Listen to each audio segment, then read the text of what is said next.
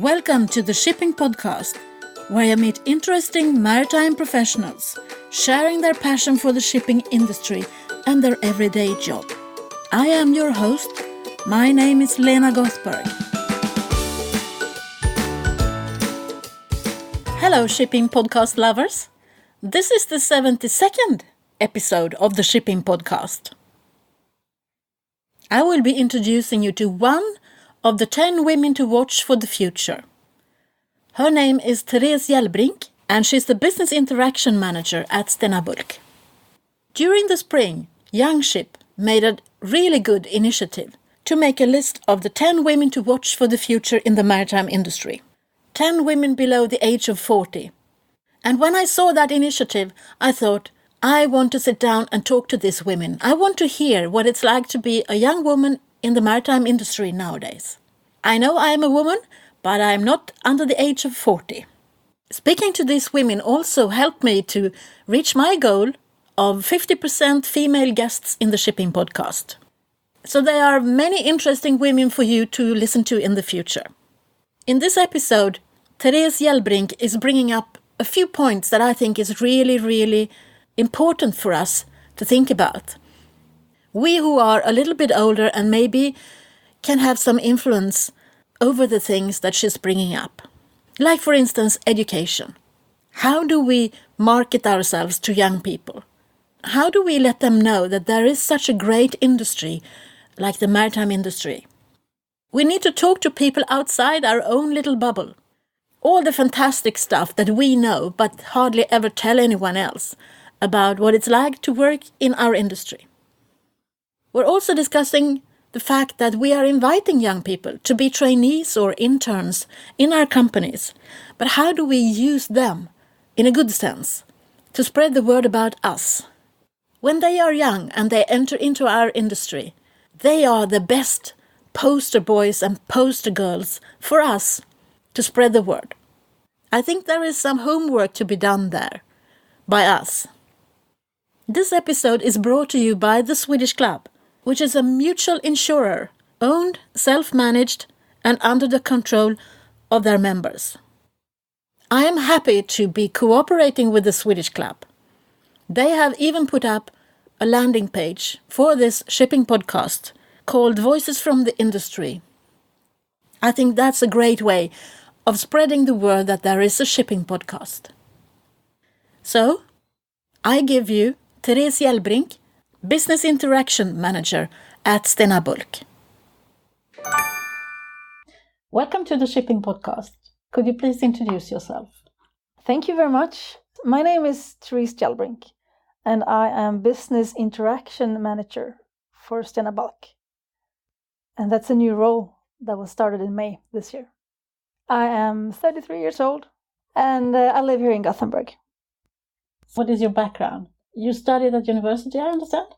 Yeah, I studied shipping and logistics. So after senior high school, I was about to decide what program I wanted to attend. And I just browsed through the different catalogs, and the Master Mariner program caught my eye. And I thought that must be really interesting. So I applied and I got in, and I did 1 year. And after that, I thought maybe I have to change direction in some way, because I did 2 periods out on sea. I was on 3 different ships, and it wasn't really for me. I felt lonely at times, being very young. At the time I was 20 years old, and the only female on board. So it really didn't fit the social part of me. So I thought maybe there must be another way. And also I was seasick, and it never passed. So I can relate to that. Yeah. So I joined one of the ships in Marseille, and there was a Stena vessel, by the way, Stena Roro, Stena Foreteller. And we went to Canada. And I was just seasick on the whole passage. And then we spent a couple of hours ashore, and then we sailed again. And then I just called my mom and I said, I can't do this anymore. So then I changed to shipping and logistics at Chalmers. But I must comment on that because I think there's a lot of work to be done with information about what you can become after such a degree. This was 15 years ago, so maybe things have changed, maybe not. But when I asked the student counselor, so what can I do after my degree? They couldn't really reply, which I think is really, really strange. Then I asked some students, senior students, and they say, yeah, maybe you can become an agent, but didn't really know what an agent did. So I was a bit confused at the time, but I thought this is still something very related to what I wanted to do initially, and I will give it a try. And I'm very happy I did, because in my second year, I got an internship with Brostrom Tankers for 8 weeks in the insurance and claims department. So that's where it all started. Interesting. When did you join Stena? I joined Stena in 2011 as a commercial operator. So after 5 years with the insurance and claims department in Brostrom, I started as an operator instead because I wanted to broaden my view a bit. We were at the time bought by Maersk, and I stayed on board for 2 more years. But then the rumors came that the office was moving to Copenhagen. And then I thought, I have only done the demurrage claims, and it's a very niched business, and I maybe should broaden myself a bit. So I joined the operations department within Brostrom. And then after about 1 year, Stena Bulk, they came out with an ad in Göteborgs-Posten. And that was by chance. It was just the first weekend that we had Göteborgs-Posten, so I was lucky. And I applied and got the job. And that was in 2011. And what do you do now in your everyday job? What is this new position? It sounds very interesting. It is very interesting. So my background as an operator has helped me a lot. I went to Copenhagen, I just must say that, because since the Brostrom were moving to Copenhagen and I wanted to stay in Gothenburg and I applied for the job with Stena Bulk, they then sent me to Copenhagen anyway. Oh, I see. So everyone has to go to Copenhagen Yes, first. I think it was my destiny. And I'm very happy I did. I learned a lot to work together with the Danes and the cultural differences that are there, even though it's only a bridge apart. And that has helped me with my new role because I have 6-7 years as an operator in my backpack.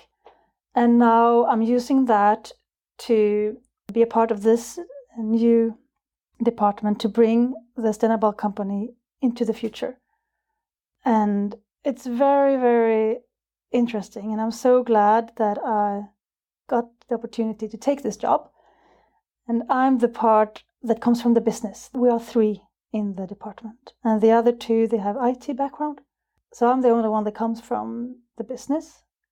So my job is to make sure that it's not just another IT project, but that we can define our needs, and then I can be there the whole way to make sure that we take the right path, and then also to implement the changes that we want. Because I've been around in the company for some time, and then it's much easier to have the buy-in from everyone and to go around the different offices and introduce what we're doing and implement it. Sounds very interesting. Can you talk about any of the projects you are involved in, or is it? Yeah, sure. So the department started in November last year, so it's fairly new. But the work with digitalization, it's not new in itself for Stena Bulk. We've been doing it for 1.5 years.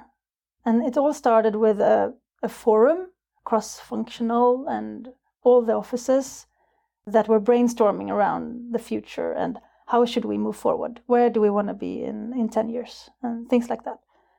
And then it was decided that we really need to put a lot of focus into this because we are here right now in this change. So we can't have this as a side project. We must do something else. And we want to be in the forefront. So then this department was started. And one of the first projects was the Stena Orbit. And that was first called the operational platform but then we thought that was a bit of a stupid name because all platforms should be operational. So we had a bit of a contest about what the name should be. I chipped in with the orbit, and that won in the end, which was fun for me, of course. But it's what we do. We circle the surface of the Earth, and it's our daily platform where the operators, they can trace the ships, see the speed and consumption, what ETAs they have. We get alerts if there's any deviations. We have connections with IAS, so we can see the position of 8,000 ships, but you can also filter so to just get the ships that you're operating. We can get all the live data all the time on all our vessels. And the chartering department, they can make position lists, just ticking their ships and get live ETAs to different ports, which is of real interest to them and also the brokers, of course. We're working on to have similar live functionality for our customers, so they can log in and follow their cargoes and see if any change in the ETA, etc. It's also a way, we hope, that brokers and customers will like to go into the platform and see if we have a position open and if they have a cargo available. So is that, have you been doing this on your own, or are you collaborating with some other companies, or is it from within, or you know what I'm trying to ask? Yeah, I know what you're asking. Yeah, it's both. Okay. So all the ideas are coming from within, you can say. It's my colleague Peter Björkborg. He's a business transformation manager. He's one of the three. So he's leading the project. And then I am, as I said before, the link to the business and also verifying. So when we have the development guys, they sit in Serbia. So when they have questions, I'm there to reply and quickly come with answers on all their questions.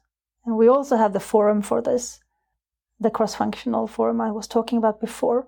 But now they can get even more speedy reply on their requests, and it makes everything goes quite fast.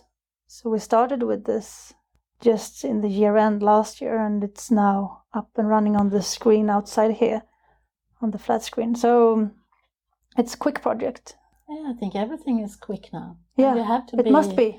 Yes, it must be. And you have to be, if you're a forerunner, you have to be already out there. Yeah. And the ones that haven't started yet, they got a long way to go. Definitely they do, yeah. And also part of this orbit is market prediction. And it's very interesting. And of course, if we solve that, we solve the problem to a lot of things. But we are trying to determine how the market's going to be a couple of weeks from now through machine learning. And we use the connections we have with different universities we're working with, and also data analytics. So it's real-time data analytics? Yeah. Okay, yeah. It is. And then we use historical data going back 15 years to determine patterns. And now everyone says that the patterns will not be the same in the future. So how do you deal with that then? Yeah, you can't think that you find a solution and it's all going to stay the same. You need to be agile. Yeah. But you need to start somewhere. Yeah. And if you don't start, you're still left behind, so to say. So what is the biggest difference you have seen? You've been working within the shipping industry now for 15 years. For 15 years, yeah. What are the biggest changes that you have seen? I think it is that we're thinking ahead much more because of sustainability, because of renewables. And I've been in tankers all the time. And you can't really think that it's all going to stay the same. And it's on the top of the agenda to think, okay, how will we operate in 10 years? What kind of company do we want to be? And how can we stay agile and be ready when the change comes? Because it will come. And I think that's something we talk about now and didn't talk about before now. I can confirm that. Yeah, right. So how do you find it being a young woman in this industry? I can talk about that for a very long time, but I think you can see it in different ways. And I choose to see it as a great advantage because there's so many suits and so many gray-haired men in their 50s, 60s in this industry. And I'm not. I mean, I've been around for a long time and I'm still not that old. And then you stand out. And I think you can make something out of that. So I see it as a great advantage. When I was at sea during my cadet period, I think it was, a disadvantage, or what do you say? Because then you stood out, but in a different way. I was never treated in the bad way. But I think in the long run, it's hard to be the only one.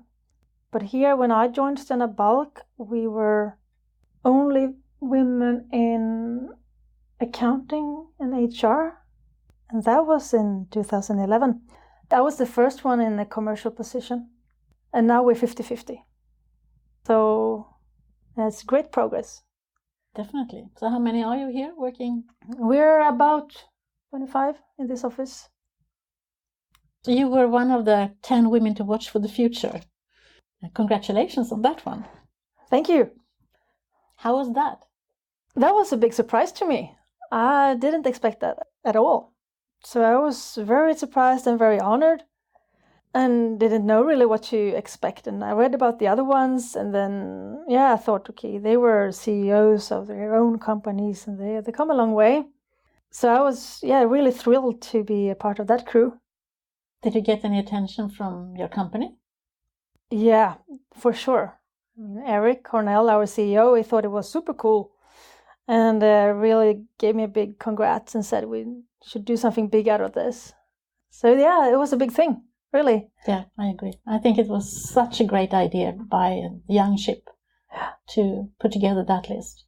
Yeah, and then magazines were calling and I was doing interviews. You still are. Yeah, I still am. Yes. No, it's a big deal.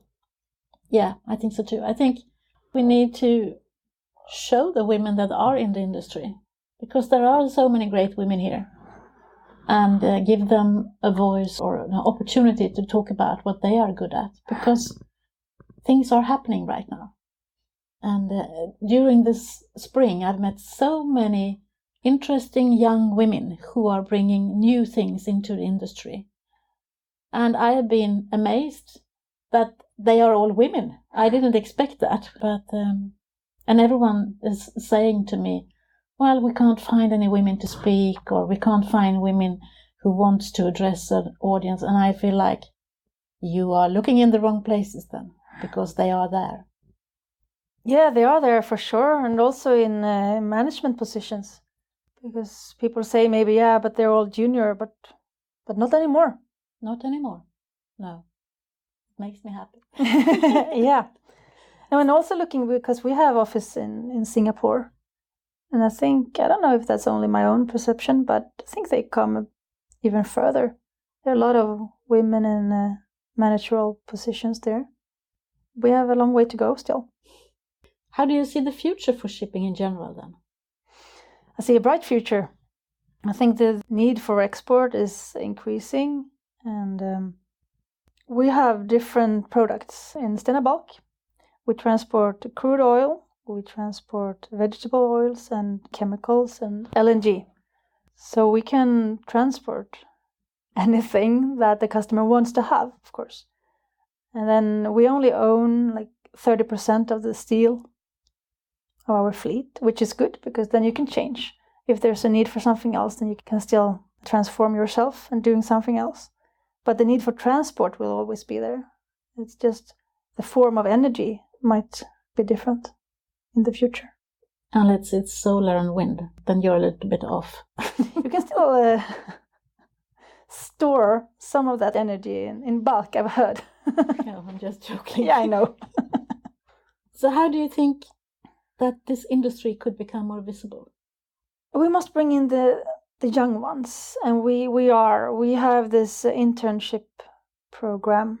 We just finished the first batch, so we hired 3 guys, and they did 18 months, approximately 3 months per office.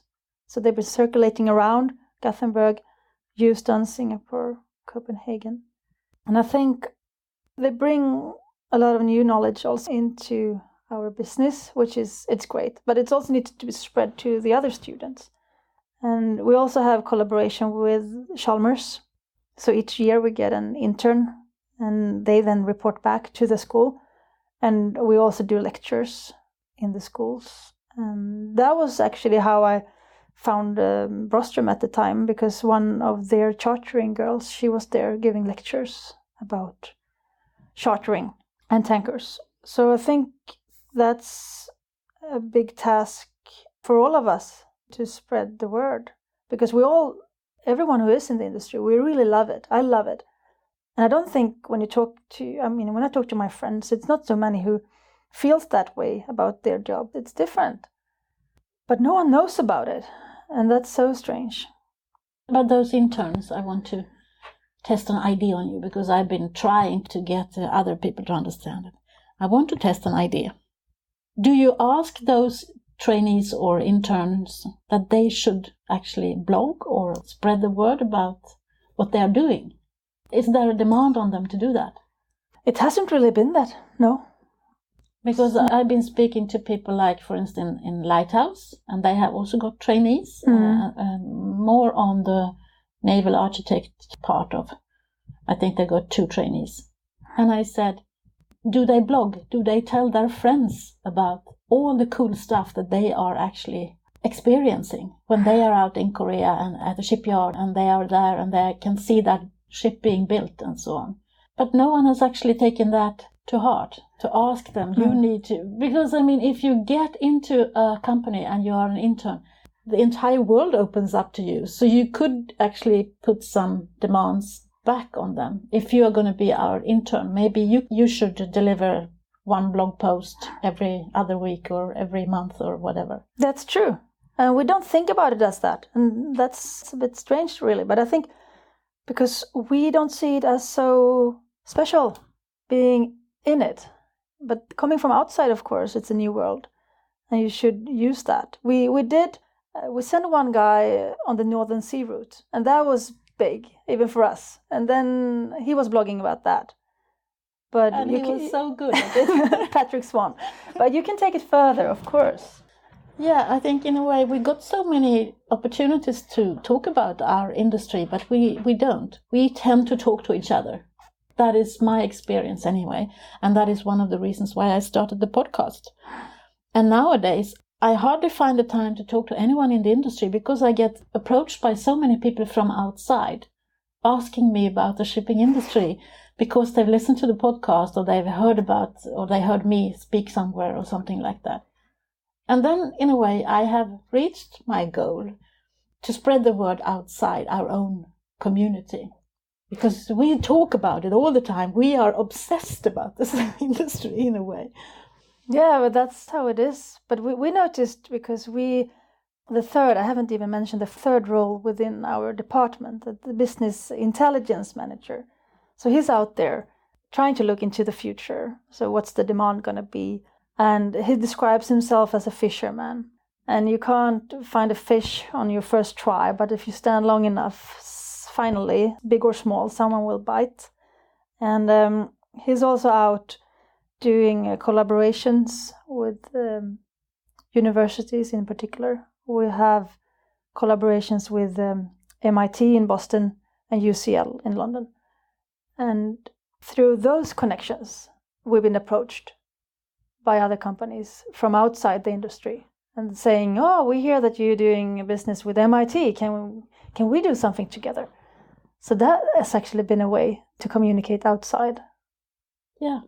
And it could be, as you said at the beginning, that you didn't know much about the work that you were going to do if you enrolled in this education. Maybe it could be a way for students to know if the interns are obliged to write a blog post. Young people today, they post everywhere anyhow. So yeah, it's definitely not that hard for them. It's only to think about the infrastructure of how to actually get it done and to do it in the right way, so they don't post not so good things. No, exactly. But you can't have too many restrictions, I think. It's No, and if you are an intern, the first company you meet, You probably don't want to talk about the bad things anyhow. No, you want to talk about the cool things, I'm sure. And those fresh eyes, it's so interesting. And I get a lot of startups, same experience that your business intelligence manager. So many startups approached me and asked, I don't know how to get into your industry. I got a great idea, but I don't know who to turn to because it's so closed. I don't know where they are supposed to turn to, but I'm happy that they at least think that they can approach me. They can turn to us. Everyone says that. We do work with Chalmers Ventures, actually, and they do a lot of startups. So they asked for ideas, and we pitched 5 ideas to them, and they chose one, which they will work with now, starting in September. And that's regarding all the market reports that comes in to our chartering desk's attention, and if we can do something smart with that. I don't want to say more about it. No, that's a good idea, really good idea. But I can understand that people find it hard to know who to talk to within the entire industry if they want to pitch an idea. Did you ever have a role model? Not really. I've been working with a lot of good people, and I've been fortunate enough to have good managers and mentors, and they've been helping me a lot. And then when I was an operations manager here with Stena Bulk, I was attending a leadership course, Leadership Through Personal Development, and that really rocked my world. It was 6 months of training. That was a great experience, but no role model as such, no. Do you see yourself as a role model now that you are in the middle of your career? I hope I can be, and I think when we also get the new ones on board in the company, I like to be there for them and help them on the way, and I enjoy that. It's also part of what I do, and that's a fun part. And I think they also find it easy to relate to me since I'm still quite young, and can influence making them become a bit more confident. So what is the next step for you? Where are you heading? Good question. I just landed here. Normally I do things for a couple of years. So I think the port for me the next couple of years is going to be where I am right now. And then I don't know. But I feel that I'm in the right spot. Stena is a big company, and for some reason they tend to see big things in me. So I think that I'm going to stay here. Maybe not where I am now, but doing something equally exciting. Who would you be interested in listening to in the shipping podcast? Maybe some. Also a young one coming from a different perspective, and to see their view on the shipping industry. Because we have a lot of wise old people, but we've been having this turntable exercise that the senior management get advice from the juniors. So I think that would be any particular really fun. Part of the industry, or someone working with digitalization in some way. We've moved away from the word digitalization, really. We talk about transformation now because it's not only digitalization, it's so much more. But I think talking to some senior students within, it could be Chalmers, it could be, I know you've been talking to Tristan, for example, with UCL, and I know him, he's a great guy. But to hear their view on the future, it's mind-blowing in my world. So I think finding someone, like that, but more with a digital background. And to hear, what do you think? For me, then tankers, how is that going to look in 10 years from now? I think I have a few interviews coming up that will blow your mind. However, they are not with someone your age, I'm sorry. It's fine. Still very interesting, I'm sure. It blew my mind, so I hope it will be the same for more people who are listening. We'll see. Thank you, Therese. Thank you for your time. I'm very happy that you wanted to meet me. And I thank you for the opportunity. You're welcome. Only 9 to go now. 9 women more to watch for the future, I think. And I'm sure there's more. Of course. Thank you. Thank you. Yeah. What did you think about that? We love our jobs. who else loves their jobs as much as we do. We should be able to bottle up that passion and show the rest of the world what they are missing out on. And that is the entire purpose of this podcast. Another purpose is to show that there are men and women in this industry that are worth listening to. This was the first one in a series of 10. There are so many more women out there, as Therese states at the end of the interview. And I sincerely hope that I can contribute to giving them a voice and for you to find them and listen to what they've got to say. If you enjoy this podcast, if you think it made any difference to you, you should definitely tell other people that there is a shipping podcast.